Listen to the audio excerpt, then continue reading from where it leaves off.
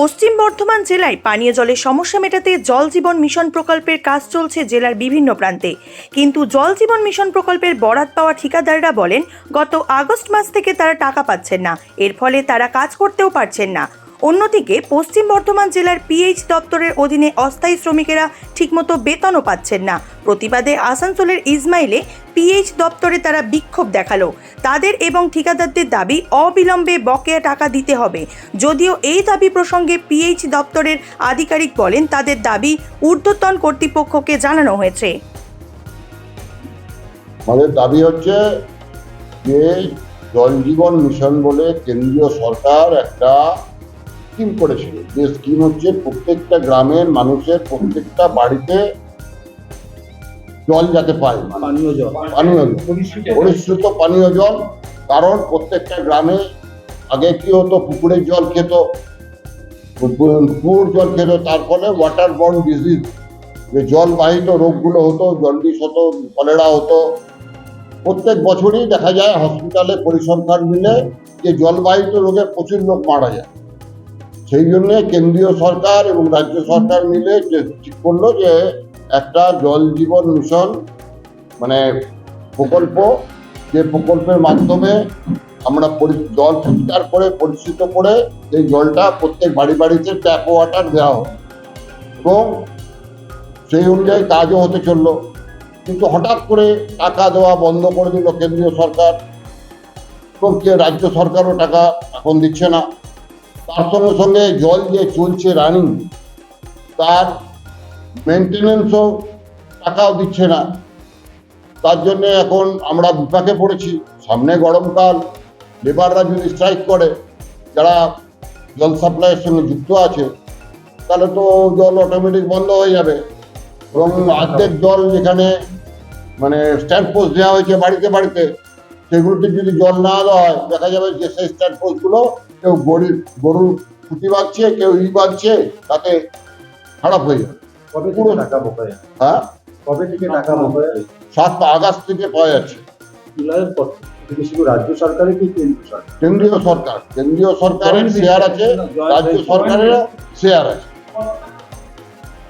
প্রচুর টাকা। প্রায় আমাদের এখানে 500 কোটি টাকা আছে।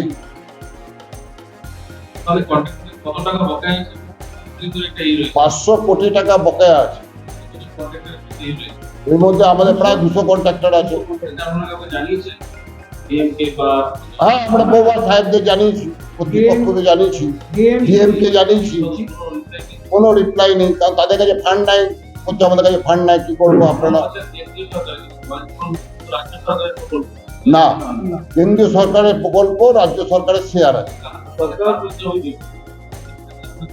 আমাদের দেখুন, আমরা তো রাজনীতি করতে আসিনি। আমাদের অভিযোগ যে যাতে করে রাজ্য সরকার চেষ্টা করুক, কেন্দ্রীয় সরকারকে বলুক, কেন্দ্রীয় সরকার রাজ্য সরকার মিলে আমাদের টাকা পেলেই হলো।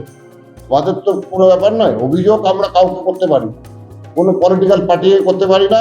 আমরা আমাদের বকেয়ার টাকা চাই, যে কেন্দ্রীয় সরকার দিচ্ছে না এটা আমরা বলতে পারি। ওরা যেমন আমাদেরকে অফিসাররা বলছে কেন্দ্রীয় সরকার দিচ্ছে, আমরা এইটুকু বলতে পারি, আমরা তো জানি না। পরবর্তী পদক্ষেপ দেখুন, একটা কথা হচ্ছে, আমি প্রথমেই বলেছি গাড়িতে তেল না দিলে গাড়ি চলবে না। পরবর্তী পদক্ষেপ হচ্ছে লেবার যদি স্ট্রাইক করে, যারা জড়িত, যারা হেল্প করে, তারা যদি স্ট্রাইক করে, তখন তো অটোমেটিক ভাবে মানে জল বন্ধ হয়ে যাবে। আর জলটা যদি বন্ধ হয়ে যায়, অন্যান্য জায়গায় যেমন টিউবওয়েল করে জল পায়, সেখানে কিন্তু গ্রাউন্ড ওয়াটার নেই, সেখানে বিরাট একটা সমস্যার মুখে পড়বে মানুষ।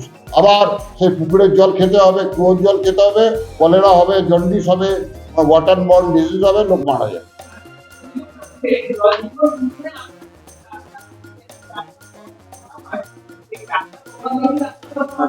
একদম ঠিক বলেছেন আপনি। আমরা প্রচুর রাস্তা সংস্কার করেছি, তার একটা পয়সা কেউ পাইনি এখনো পর্যন্ত। এক সময় বলা হলো আমাদেরকে যে সব রাস্তা যেন একটাও কাটা না থাকে, তার পাইপলাইন করতে গেলে রাস্তা কাটতে হবে। রাস্তা কাটা হয়েছে এবং আমরা যখন বলা হলো পুজোর আগে করে দাও, আর সবাই দিন রাত খেটে রাস্তা একদম রিপেয়ার করে দেওয়া হলো, তার একটা পয়সা কেউ পাইনি। এখন সবাই কুলু পেটেছে, কিছু করা যাবে না। কাজ বন্ধ হয়ে যাবে সেই ব্যাপারটা কি আমরা প্রত্যেক স্তরে জানিয়েছি? অনেকবার জানিয়েছি। বলি কাজ বন্ধ করার ব্যাপারটা নয়, আমরা 2 তারিখের মধ্যে মাইনে দিতে হবে। তার কারণ আমরা খুবই অসহায়, সামান্য মাইনে পাই। তো সামান্য মাইনে সময়ে না পাওয়ার জন্য আমরা মানে দীর্ঘদিন ধরে না খেয়ে মরছি। আমাদের ছেলেমেয়েকে সময় মতো অন্ন দিতে পারি না। যে দোকানে নুন ছয়টা নিয়ে আসি ওনারাও এখন আমাদেরকে ধার দিচ্ছেন না। তাই আমাদের করজোরে অনুরোধ, সাহেবরা যেন সময় মতো 2 তারিখের মধ্যে আমাদের পেমেন্ট দিতে হবে। বাস এইটুকুই আমাদের দাবি। ঠিকাদার কি বলছে?